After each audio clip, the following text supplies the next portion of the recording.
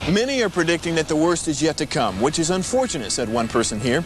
Until now, they've enjoyed the reputation of being the nation's icebox. Watched a burglar in his home this morning by webcam. As a journalist of over 25 years, stories are what make my world turn. Reporting live from the Dallas newsroom tonight, Jeff Crilley, Fox 4 News. But in 2008, I took the jump from my familiar life and started a PR firm from my home. We're talking about anyone with a camcorder like the one I'm using becomes a television network. We started slowly growing the company, and we now have over 100 clients, and we've branched into the world of live digital broadcasting. I now own 8 different TV studios and have a huge team, and the stories that I now get to share are sometimes the most important of my life.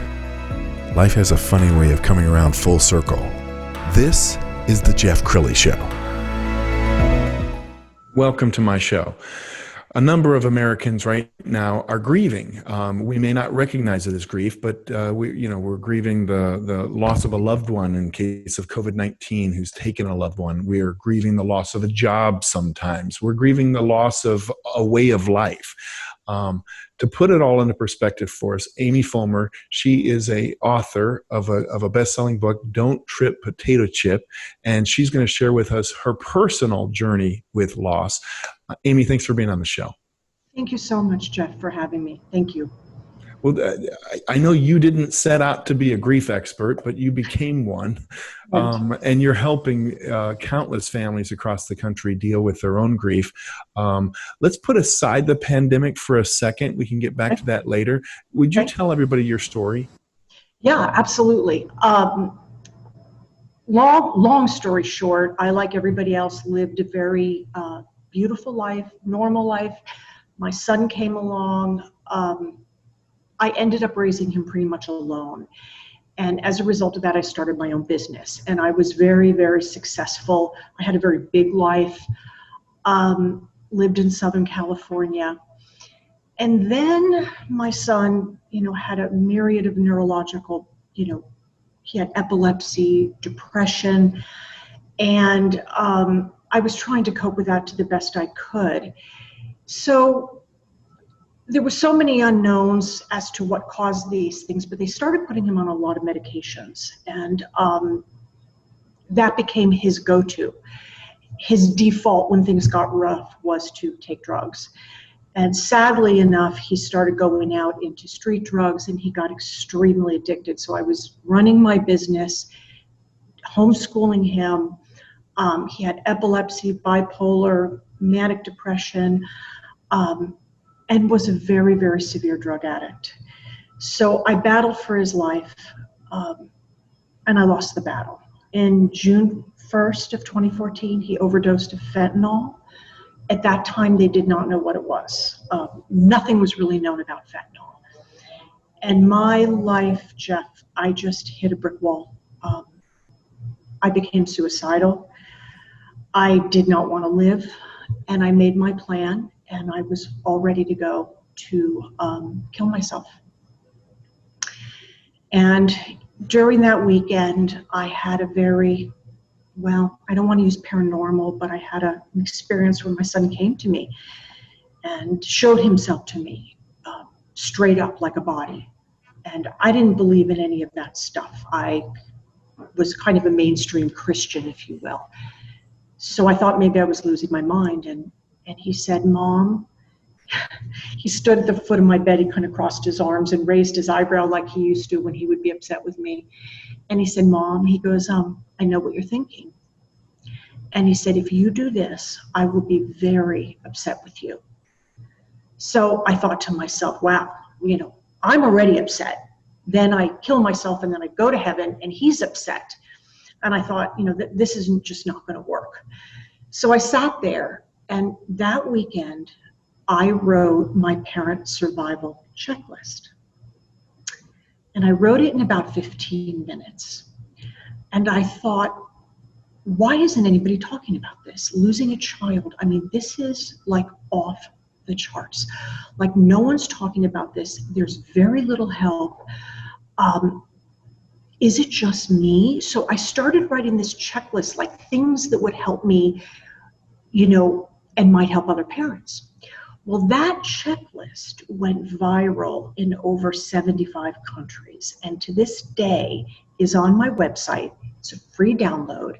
It can go to your phone, and the design is for upon the immediate death of a first-degree family member, which can be a sister, brother, uncle, husband, wife. It's a call to action for those around you to do something to help, because when my sisters arrived, it was like deer in the headlights. Everybody wants to help and they don't know what to do. So it stymies a very tragic situation. So as a result of the checklist, my work got put on the map, and mothers from all over the world started to write to me about how this checklist was like saving massive situations. Like it was a tool. It became a tool. So a lot of the Facebook groups, the bereavement groups, which are closed group, they use it as a pinned tool for parents to go to. And shortly after that, I started to write my book. And my commitment to the book, Jeff, was to write the story brutally. My book is a brutal read. It's not for the faint of heart. If you're expecting rainbows and butterflies and, oh, don't worry, it's going to get better in time, this is not your book. But this is a book for someone that wants in your face, like my story, like how it worked for me. And hopefully my premise was, if I could help one mother, then it served its purpose.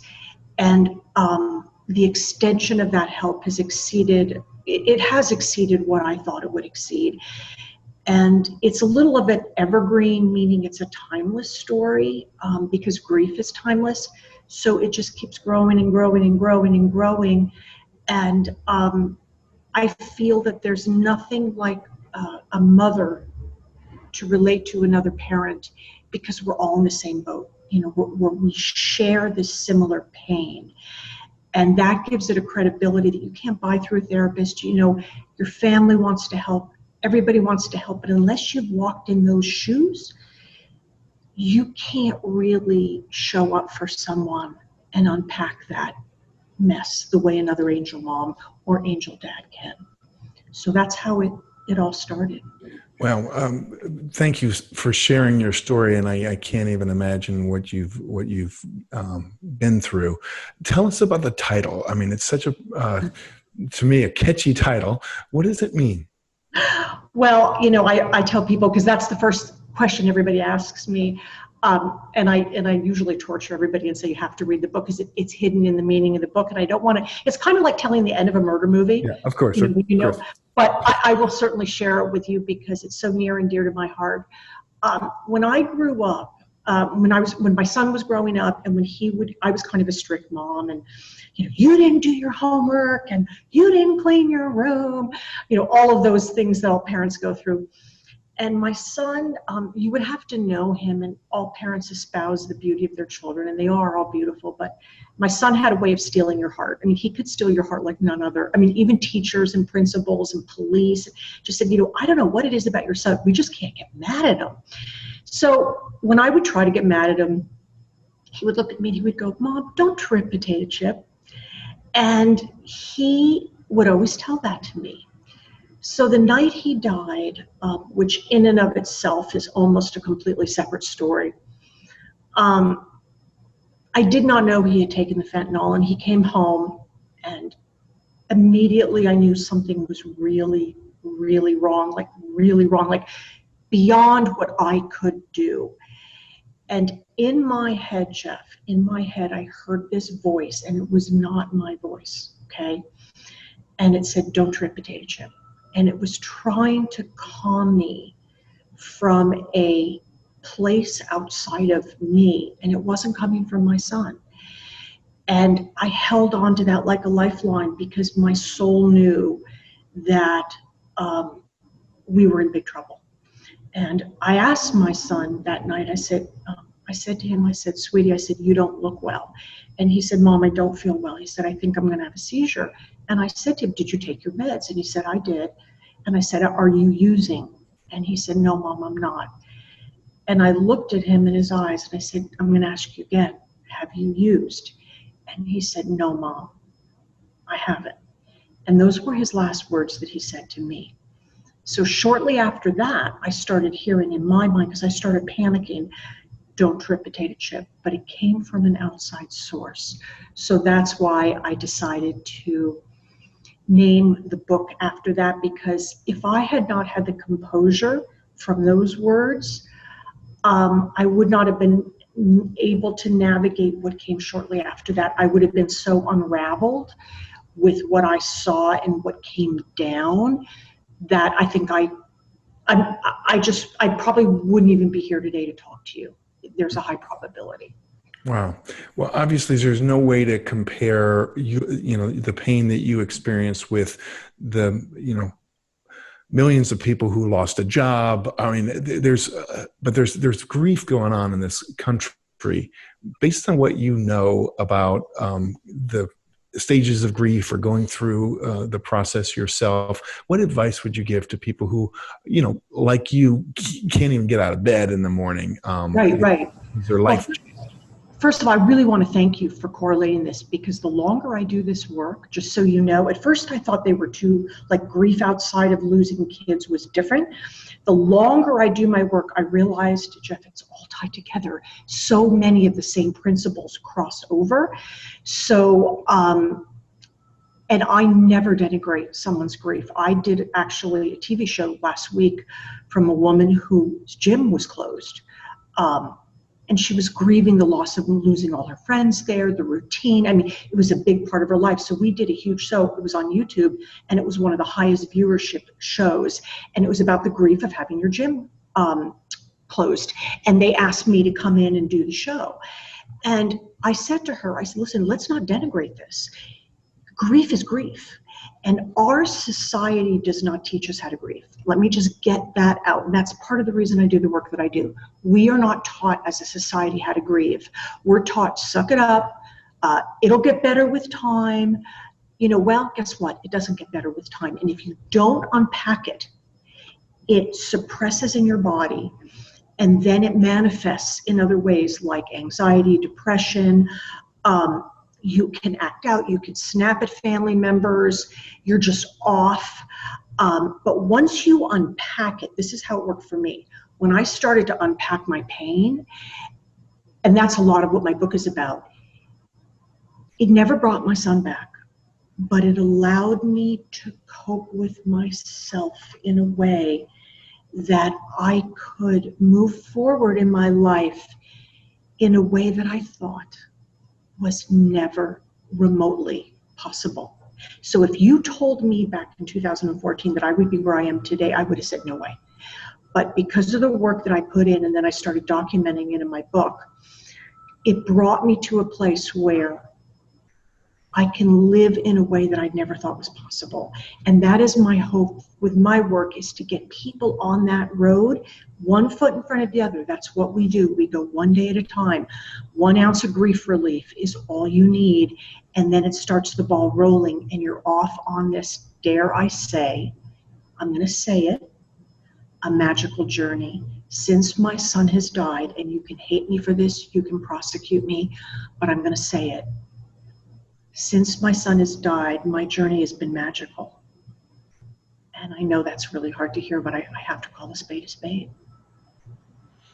Amy, is it cathartic for you to help others? I mean, as you continue to deal with the loss of your son, what happens to your heart when you help someone? Well, it's huge for me, and yes, and I'll take it one step farther. A lot of people have said, oh, you do so much. I don't charge for my work. And people have said, you do this out of the kindness of your heart. And I tell people, I say, well, I wish I was that altruistic. Not so much, because what it does for me, I can't put a word to it because it doesn't exist, how much it helps me to continue to heal, because healing never stops. It's a lifelong process, and I'm convinced even after I die, which there is no death, but when you go to heaven or whatever your religious beliefs are, your spiritual beliefs, I call it heaven, I continue that my pain in this life will have to still be worked on the other side, because the pain of losing loved ones is so deep.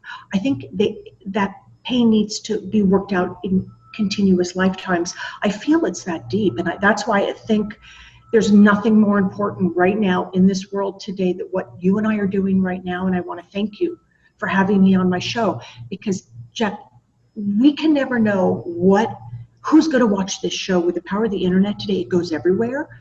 Yeah. We don't know. You and I can never know where this is going to end up. And if it brings one person some hope, that is all the reason. I mean, wow, the payback on that is just wow, is all I can tell you. Wow. Amy, we're out of time for this segment. We're going to put your website up. It's your name, amyfulmer.com, and get a hold of her book and reach out to her. And Amy, thank you so much for sharing your story. Okay, thank you so much, Jeff. And that's it for now. We'll see you next time.